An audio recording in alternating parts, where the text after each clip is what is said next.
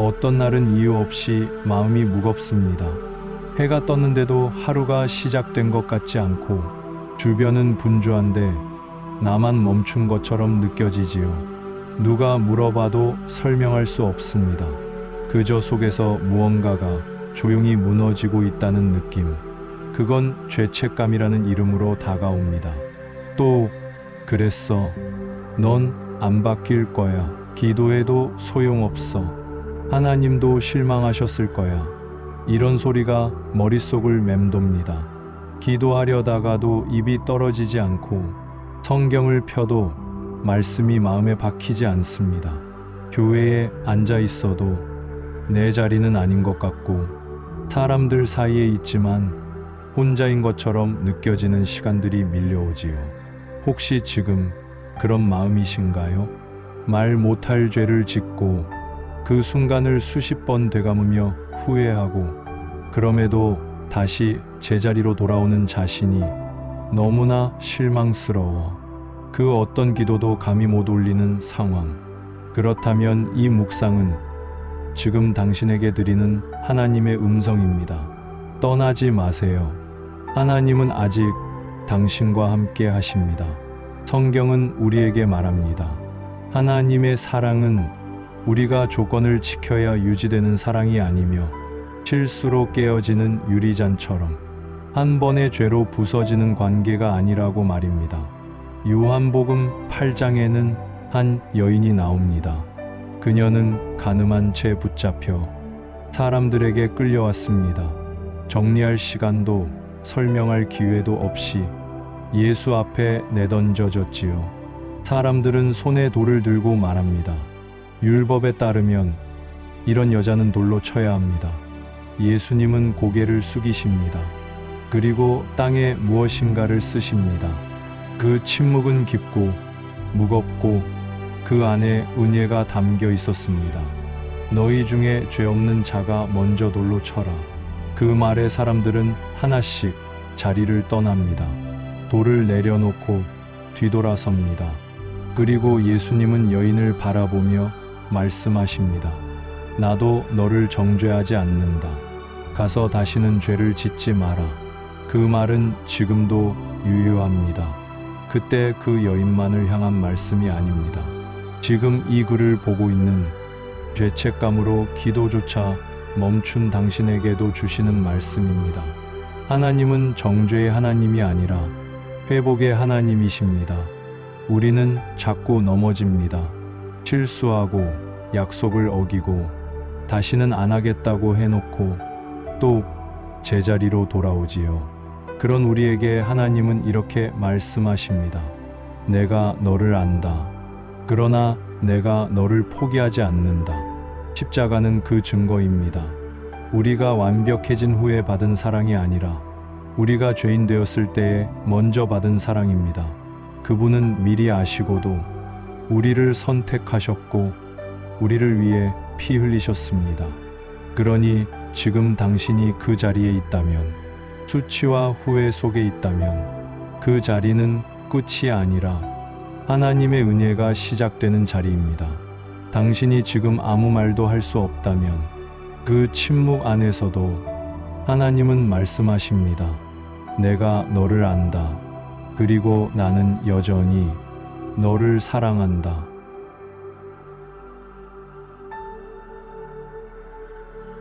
죄를 짓고 나면 우리는 무너진 마음보다 먼 거리를 먼저 상상합니다. 하나님은 저 멀리 떠나셨겠지. 이제 그분과 나 사이에는 다시는 건널 수 없는 간극이 생겼어. 이런 생각이 마음을 붙잡습니다.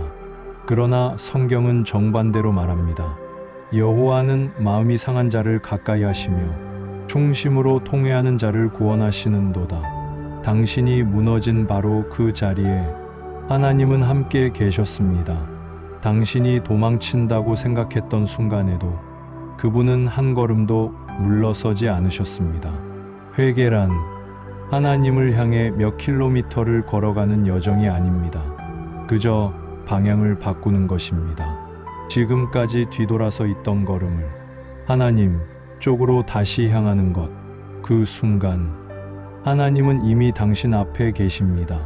먼저 손을 내밀고 계셨던 그분을 당신이 비로소 바라보는 순간이죠. 많은 사람들이 말합니다. 난 너무 멀리 갔어요. 돌아가기엔 너무 많은 걸 저질렀어요. 하지만 예수님께서 비유로 말씀하신 탕자의 이야기를 기억해 보세요. 둘째 아들은 아버지의 유산을 미리 받아 타국으로 떠나 온갖 방탕함과 실수를 저지릅니다. 그리고 모든 것을 잃고 나서야 아버지 집을 떠올리지요. 그는 스스로 말합니다. 나는 아들이라 불릴 자격이 없다. 그냥 품꾼이라도 되어야겠다. 그 말을 반복하며 집으로 향하던 그는 자신이 상상도 못한 장면을 마주합니다. 아버지가 먼 거리에서 달려오는 장면. 그 모습은 하나님의 본심입니다. 하나님은 기다리셨고 먼저 움직이셨고 한참 전에 출발하셨습니다. 우리가 고개를 들기만 하면 그분은 이미 달려오시는 분입니다. 당신이 짊어진 죄의 무게가 아무리 무겁다 해도 그보다 더 크고 깊은 것이 하나님의 긍휼과 용서입니다. 그리고 당신이 짓눌리는 그 자리에 하나님은 이렇게 말씀하십니다. 오라, 우리가 서로 변론하자. 너희 죄가 주홍 같을지라도 눈과 같이 희어질 것이요. 이 말씀이 공허한 위로가 아닙니다. 이건 하나님의 성품입니다. 당신이 실수한 그 순간에도 하나님은 등을 돌리신 것이 아니라 가슴을 치셨습니다. 아버지는 자식을 버리는데 능숙하지 않습니다. 포기하지 않습니다. 당신을 향한 사랑은 죄보다 오래가고 깊고 무너지지 않습니다. 그러니 지금 기도하세요. 지금 돌아가세요. 지금 입을 여세요. 하나님, 저는 또 넘어졌습니다. 하지만 다시 당신께 갑니다. 그 고백 하나면 충분합니다. 당신의 눈물이 하나님의 품으로 들어가는 문이 됩니다.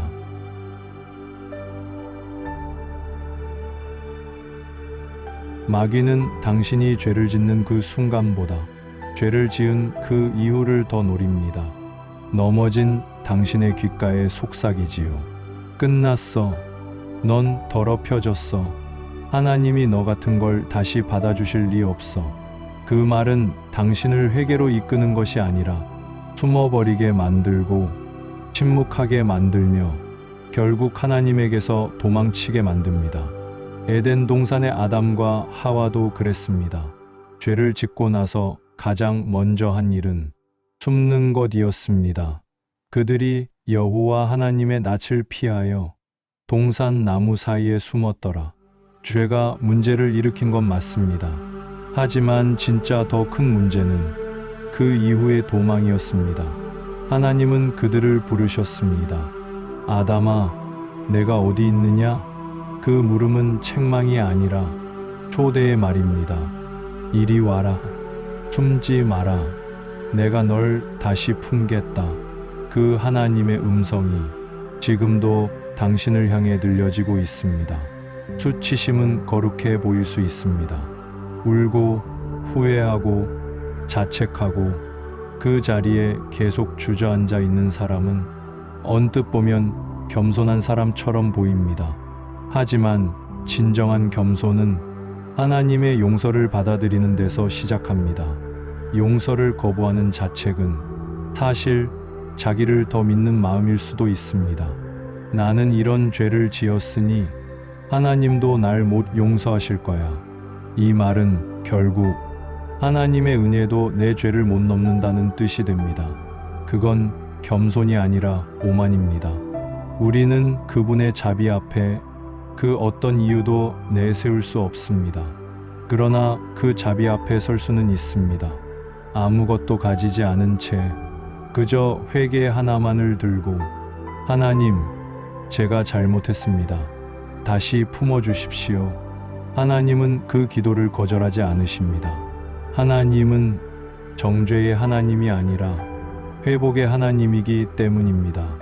만일 우리가 우리 죄를 자백하면 그는 미쁘시고 의로우사 우리 죄를 사하시며 모든 불의에서 우리를 깨끗하게 하실 것이요. 이 구절은 조건이 많지 않습니다. 그저 자백하면입니다. 솔직하면, 정직하면, 나아가기만 하면 하나님은 그 죄를 정결하게 씻어주십니다. 그러니 기억하십시오. 수치심은 사탄의 덫이지만 회개는 하나님의 초대입니다. 당신이 오늘 그 초대에 응한다면 천국은 기뻐 춤을 출 것입니다. 죄인 한 사람이 회개하면 하늘에서는 회개할 필요가 없는 의인 99보다 더 기뻐하느니라.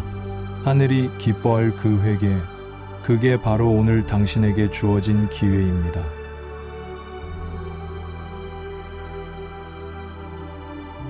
하나님은 완벽한 사람을 쓰시지 않습니다. 하나님이 찾으시는 사람은 넘어졌지만 다시 일어선 사람, 부서졌지만 하나님 앞에서 다시 깨어진 사람입니다. 사람들은 실수한 이력을 숨기고 싶어 합니다. 특히 교회에서는 더 그렇습니다. 저 사람, 과거에 어떤 일이 있었대. 그런데도 예배팀에서 그렇게까지 했던 사람이 다시 설 수 있을까? 우리는 죄를 기억하고 사람을 기억하지만 하나님은 회개를 기억하십니다. 다윗을 보세요. 그는 이스라엘의 가장 위대한 왕이었지만 가장 큰 실수를 저지른 인물이기도 합니다. 간음, 살인, 거짓, 그 어떤 지도자도 쉽게 회복할 수 없는 치명적인 죄였습니다. 그럼에도 불구하고 하나님은 다윗을 내 마음에 합한 자라고 부르십니다. 이유가 뭘까요? 다윗은 철저하게 무너졌지만 철저하게 회개했기 때문입니다. 시편 51편을 보면 다윗은 가슴을 찢는 고백을 쏟아냅니다. 내 죄가 항상 내 앞에 있나이다. 정결한 마음을 내게 창조하시고 정직한 영을 새롭게 하소서. 주 앞에서 나를 쫓아내지 마시며 주의 성령을 내게서 거두지 마소서. 그의 통회는 진짜였습니다. 다윗은 자신의 죄를 포장하지 않았고 책임을 회피하지 않았으며 무릎 꿇은 채 하나님의 은혜를 부르짖었습니다. 그리고 하나님은 그런 사람을 다시 들어 올리셨습니다. 사람들은 그를 지적했지만 하나님은 그를 다시 세우셨고 그의 후손 가운데 메시아를 예언하셨습니다. 우리는 때때로 하나님이 나 같은 사람도 쓰실 수 있을까 하는 생각에 머뭅니다. 그러나 성경을 다시 들여다보십시오. 모세는 살인을 저질렀고 베드로는 예수님을 3번 부인했고 바울은 그리스도인을 잡아다 죽이던 사람이었습니다. 그들은 모두 넘어진 사람들이었습니다. 하지만 그 자리에 주저앉지 않았습니다. 그들은 일어섰고 하나님께 돌아왔고 그리고 하나님은 그들을 통해 역사를 바꾸셨습니다. 하나님은 실수 없는 자를 찾지 않으십니다. 하나님은 실수한 후에도 그분을 바라보는 자를 찾으십니다. 넘어진 자리에서 회개의 무릎을 꿇는 자를 들어올려 사명의 길로 인도하십니다. 혹시 당신이 내가 이런 일을 했는데 어떻게 쓰임 받을 수 있겠는가? 라는 마음으로 움츠러들어 있다면 그 마음은 겸손이 아니라 사탄이 뿌려놓은 거짓일 수 있습니다.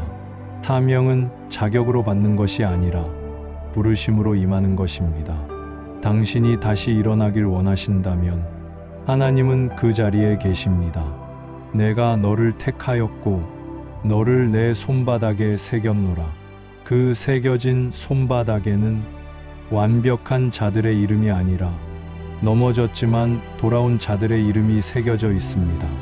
당신도 그 중 하나가 될 수 있습니다.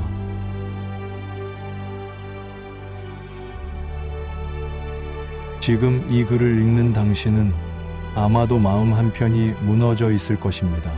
과거의 기억이, 어긋난 관계가, 반복된 죄가 버릇처럼 되풀이되는 실망감이 오늘도 당신을 붙잡고 있을지 모릅니다. 그런데 여기서 질문 하나를 던지고 싶습니다. 왜 하필 지금 이 글을 읽고 있을까요? 그건 우연이 아닙니다. 하나님은 지금 이 순간도 사용하십니다. 우리가 주저앉은 그 자리, 말없이 침묵만 삼키던 그 시간, 세상이 잠든 새벽, 혼자 울던 그 골방 안에서조차 하나님은 다시 시작될 순간을 준비하고 계십니다. 하나님은 당신을 수치의 자리에서 끝내지 않으십니다. 오히려 수치의 자리에서 가장 위대한 새 출발을 시작하게 하십니다. 성경의 모든 회복은 지금에서 시작됩니다. 막달라 마리아는 7 귀신 들렸던 여자였습니다. 사람들은 그녀를 더럽다고 말했고 한때의 과거로 그녀를 평생 덮으려 했습니다. 하지만 예수님은 그녀를 가까이 하셨고 무덤에서 부활하신 후 가장 먼저 그녀에게 나타나셨습니다. 그 의미는 단순하지 않습니다. 나는 내가 누구였는지 안다. 하지만 나는 내가 지금 누구인지를 더 중요하게 본다. 하나님은 과거에 매달리지 않으십니다. 사람은 당신의 과거를 기억하며 당신을 규정하려 하지만 하나님은 당신의 지금을 보시고 미래를 말씀하시는 분입니다. 모든 시작은 오늘입니다. 언젠가, 나중에 좀 더 괜찮아지면이 아닙니다. 그건 회복의 함정입니다. 지금은 아니야라는 속삭임은 우리를 계속 미루게 만들고 결국 아무것도 시작하지 못하게 만듭니다. 그러나 하나님은 말씀하십니다. 지금이 은혜 받을 때요. 지금이 구원의 날이라. 오늘입니다. 이 순간입니다. 마음속에 조용히 속삭이는 다시 시작할 수 있을까? 그 질문을 하나님은 듣고 계십니다. 그리고 이렇게 대답하십니다. 지금이야말로 내가 너를 다시 일으킬 순간이다. 우리가 새로운 삶을 살기 위해 준비해야 할 것은 완벽한 계획도 큰 결단도 아닙니다. 그저 한 걸음. 넘어진 자리가 다시 출발선이 되려면 믿음의 걸음을 떼야 합니다. 그 걸음은 크지 않아도 됩니다. 심지어 불안하고 흔들리는 걸음이어도 괜찮습니다. 하나님은 그 발을 떠는 걸음 하나로 온 하늘을 움직이십니다. 예수님이 베드로에게 말씀하셨던 것처럼 와라. 그 한마디에 반응해 물 위를 걷기 시작한 베드로처럼 당신도 다시 걸을 수 있습니다. 넘어져 있던 그 자리에 하나님의 음성이 울려 퍼지고 있습니다. 지금이야. 다시 시작하자.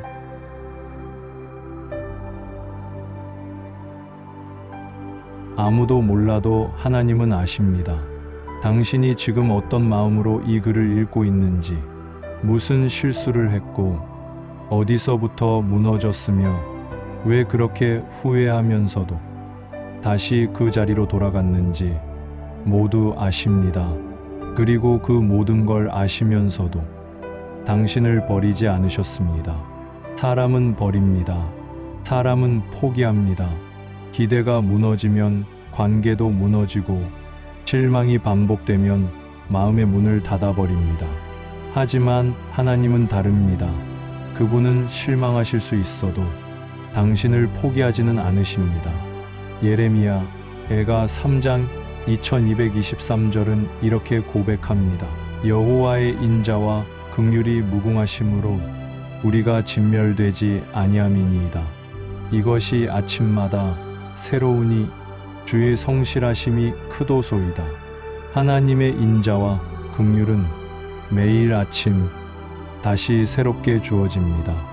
우리가 실수한 그 다음 날에도 심지어 같은 실수를 반복한 날조차도 그분은 여전히 우리에게 인자와 자비를 베푸십니다.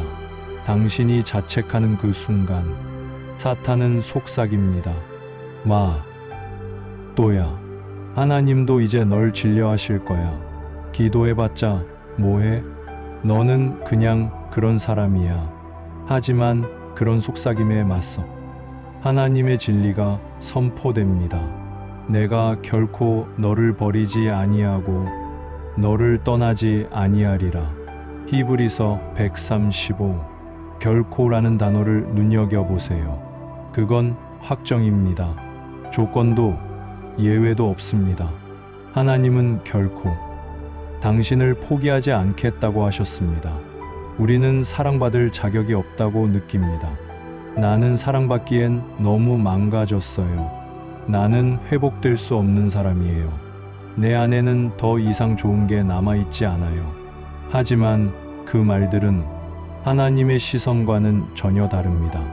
당신은 여전히 하나님의 형상으로 지음받았고 예수님의 보혈로 값주고 사신 존재이며 성령의 위로하심 아래 다시 세워질 수 있는 사람입니다. 당신이 무너진 자리에서 아직 일어나지 못한 이유는 아마 하나님도 나를 실망하셨을 것이라는 잘못된 믿음 때문일 수 있습니다. 하지만 믿음의 회복은 그 오해를 바로잡는 데서 시작됩니다. 하나님은 당신을 실망하실 수 있어도 사랑은 끝내지 않으십니다. 부모는 자녀가 잘못했을 때 마음이 찢어집니다. 하지만 그렇다고 자녀를 버릴 수는 없습니다. 하나님 아버지의 사랑은 사람의 부모와도 비교할 수 없습니다.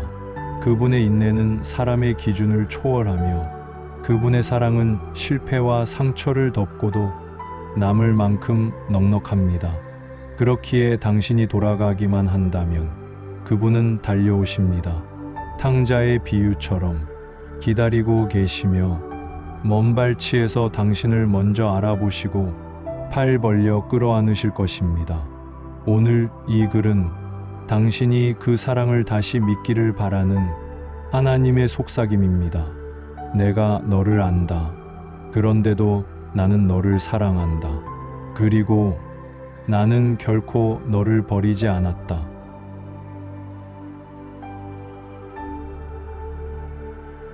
어떤 고통은 오래 남습니다.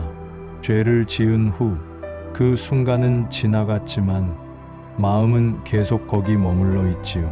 시간이 약이라지만 어떤 죄책감은 시간 속에서도 무뎌지지 않고 오히려 더 또렷하게 살아납니다. 그러나 기억하십시오. 하나님의 용서는 단지 과거를 지우는 것이 아니라 당신을 다시 걷게 만드는 힘입니다. 회개는 눈물로 끝나지 않습니다.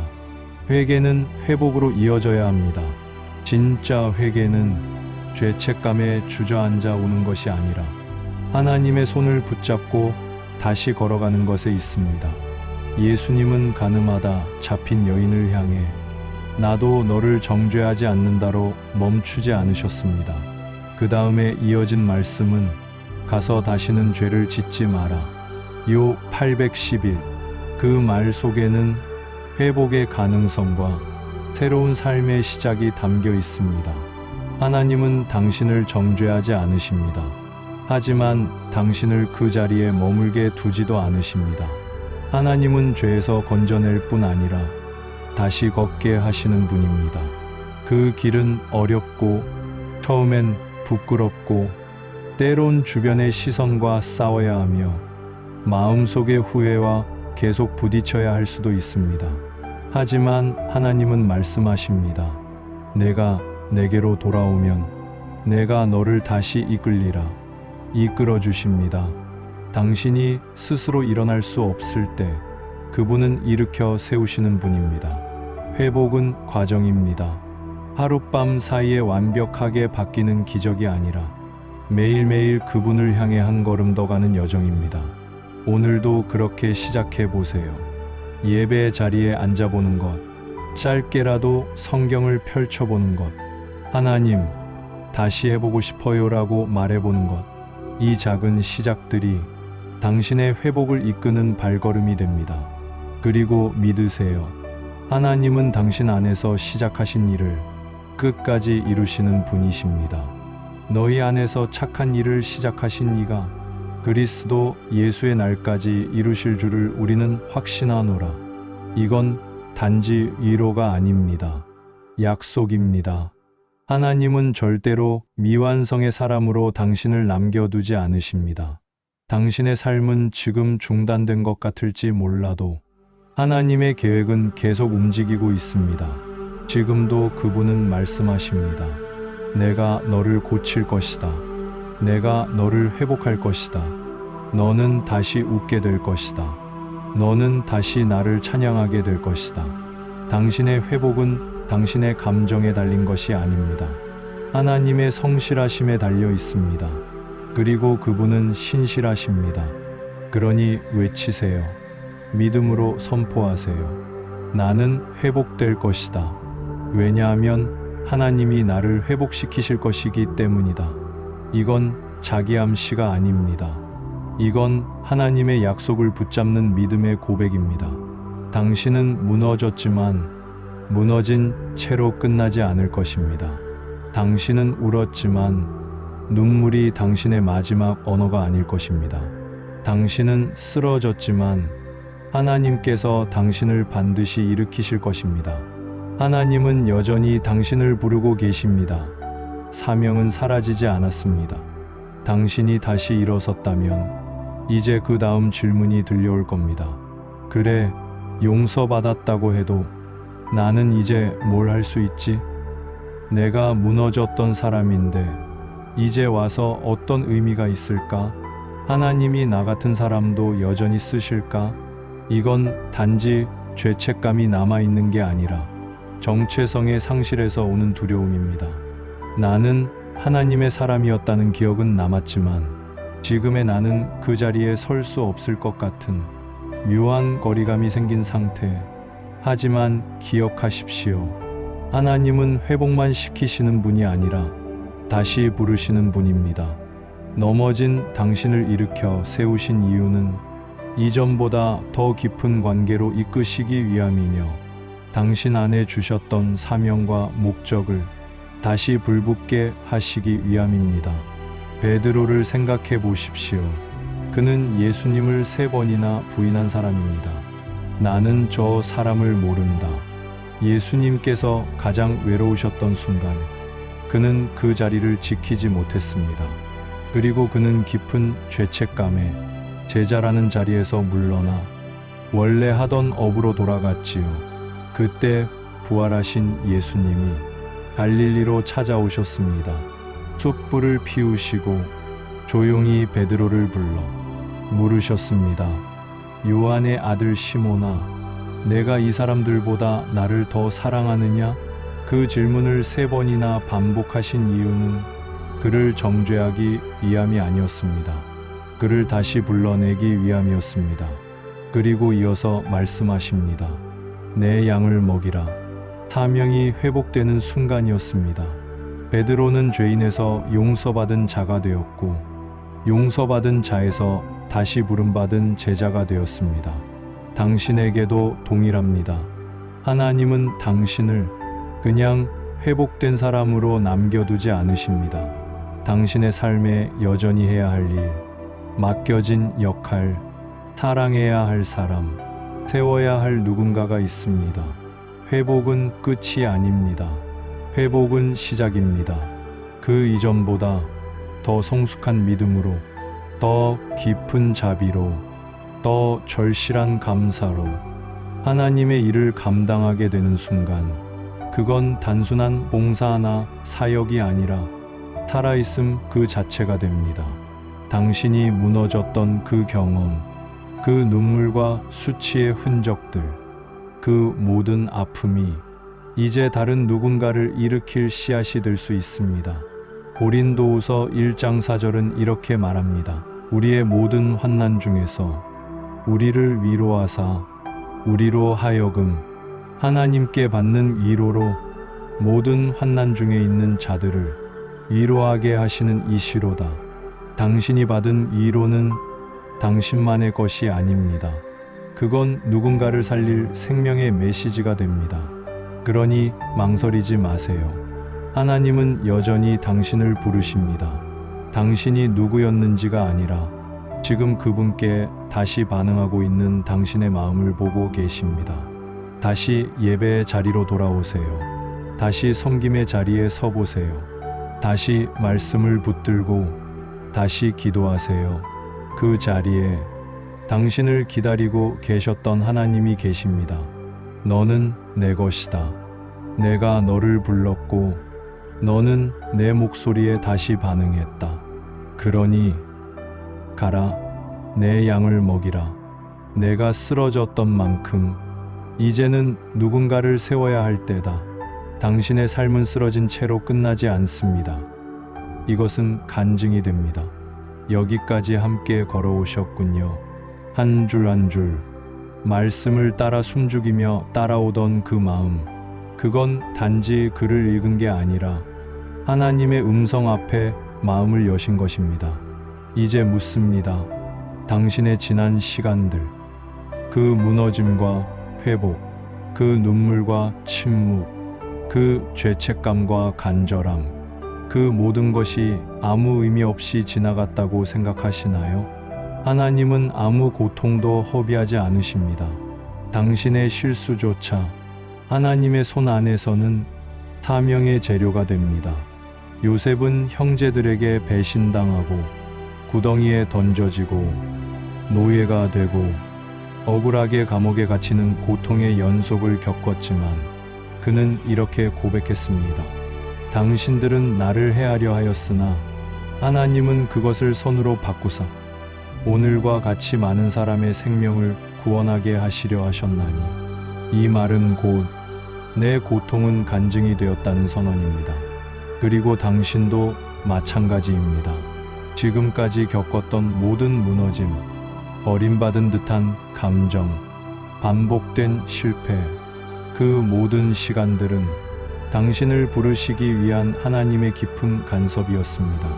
당신이 넘어진 그 자리는 훗날 누군가에게 나도 그랬다. 그런데 하나님이 나를 이렇게 다시 세우셨다라고 말할 수 있는 간증의 무대가 될 것입니다. 이제 당신의 입술로 고백할 수 있어야 합니다. 나는 끝난 줄 알았다. 그런데 아니었다. 하나님은 그 자리에서 나를 만나셨다. 사람들은 당신을 과거로 평가할 수 있습니다. 그 사람, 예전엔 말이야.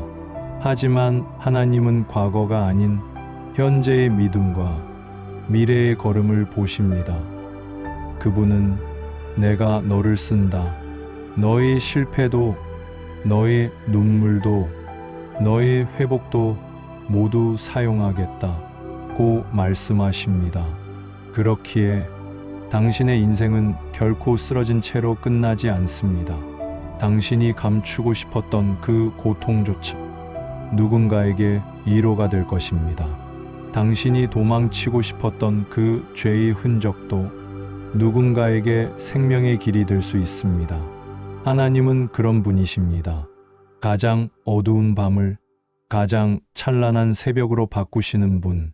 예수님은 십자가에서 죽으셨지만 그 십자가가 끝이 아니었습니다. 그 무덤에서 부활이 일어났습니다. 가장 고통스러운 자리가 영원한 생명의 문이 되었습니다. 당신의 삶도 마찬가지입니다. 무너진 자리에서 부활은 시작됩니다. 지금은 이해되지 않아도 언젠가 그 모든 순간이 연결되어 한편에 살아있는 복음이 될 것입니다. 그러니 이제 이렇게 말해보세요. 이건 나의 실패가 아니다. 이건 하나님이 만드시는 이야기다. 나는 끝난 게 아니라 이제 막 시작된 것이다.